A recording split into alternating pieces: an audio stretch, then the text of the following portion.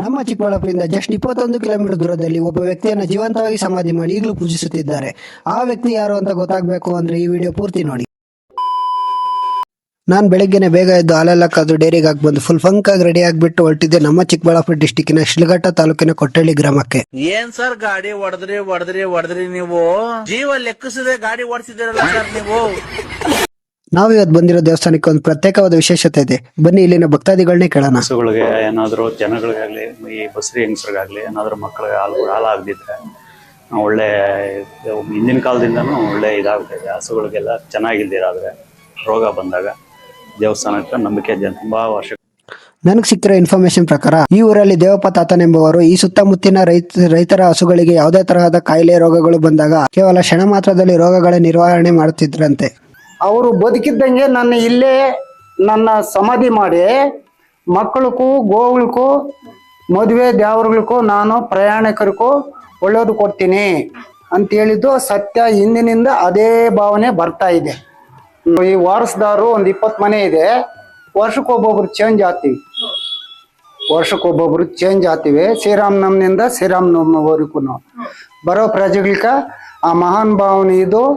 ಅನ್ನದಾನಕ್ಕೂ ತಂದು ಕೊಡ್ತಾರೆ. ಡೈಲಿ ಊಟದ ವ್ಯವಸ್ಥೆನೂ ಇದೆ. ಅವರು ಬದುಕಿದ್ದಂಗೆ ನನ್ನ ಸಮಾಧಿ ಮಾಡಿ ಮಕ್ಕಳಿಗೂ ಗೋವುಗಳಿಗೂ ಮದುವೆ ದೇವರುಗಳಿಗೂ ನಾನು ಪ್ರಯಾಣಿಕರಿಗೂ ಒಳ್ಳೇದು ಕೊಡ್ತೀನಿ ಅಂತ ಹೇಳಿದ್ದು ಸತ್ಯ. ಹಿಂದಿನಿಂದ ಅದೇ ಭಾವನೆ ಬರ್ತಾ ಇದೆ.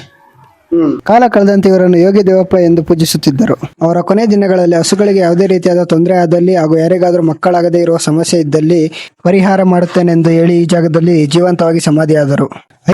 ಹರಿಕೆ ಇರೋರು ಮಕ್ಕಳಿಲ್ಲ ಅಂತ ಹೇಳಿ ಬಂದ್ರೆ ಸುಮಾರು 15 ವರ್ಷ 18 ವರ್ಷ ಆಗಿರೋರು ಬಂದು ಅಲ್ಲಿ ಕಲ್ಯಾಣದಲ್ಲಿ ಹೋಗಿ ಪ್ರದರ್ಶನ ತಿರುಗಿ 2 ಕಡ್ಡಿ ಎತ್ಕೊಂಡು ಮಹಾನ್ ಭಾವ ನಮಗೊಂದು ಸಂತಾನ ಕೊಟ್ರೆ ನಿಮ್ಮ ಹೆಸರಿಡ್ತೀವಿ ಅಂತೇಳಿ ಆಗಿರೋದು. ಆತ್ಮದಲ್ಲಿ ಏನಿದ್ರೆ ಅದನ್ನ ಮಹಾನ್ ಭಾವನು ಕೋರಿಕೆ ಕೊಡ್ತಾನೆ. ಹೈನುಗಾರಿಕೆ ಮಾಡುವ ಪ್ರತಿಯೊಬ್ಬ ರೈತರು ಇಲ್ಲಿಗೆ ಬಂದು ಹಸುಗಳಿಗೆ ಹಗ್ಗ ಹಾಗೂ ಉಪ್ಪು ತಂದು ಪೂಜೆ ಮಾಡಿಸಿಕೊಂಡು ಹೋದ್ರೆ ತಮ್ಮ ಹಸುಗಳಿಗೆ ಯಾವುದೇ ರೀತಿಯಾದ ತೊಂದರೆ ಇದ್ದಲ್ಲಿ ನಿವಾರಣೆ ಆಗುತ್ತೆ ಎಂಬುದು ನಂಬಿಕೆ.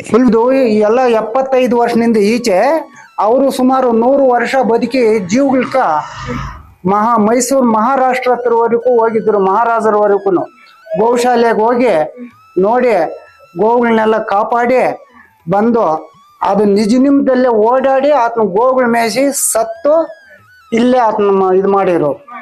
ಅವತ್ತಿನಿಂದ ಇದೇ ತರ ಬರ್ತಾ ಇದೆ. ಇದೇ ರೀತಿ ಇನ್ನಷ್ಟು ವಿಡಿಯೋಗಳಿಗಾಗಿ ನಮ್ಮ ಅಕೌಂಟ್ನ ಫಾಲೋ ಮಾಡ್ಕೊಳ್ಳಿ, ಶೇರ್ ಮಾಡಿ, ಲೈಕ್ ಮಾಡಿ. ಮತ್ತೆ ನೆಕ್ಸ್ಟ್ ವಿಡಿಯೋಲಿ ಸಿಗೋಣ. ಅಲ್ಲಿವರೆಗೂ ನಗ್ತಾ ಇರಿ, ನಗಿಸ್ತಾ ಇರಿ.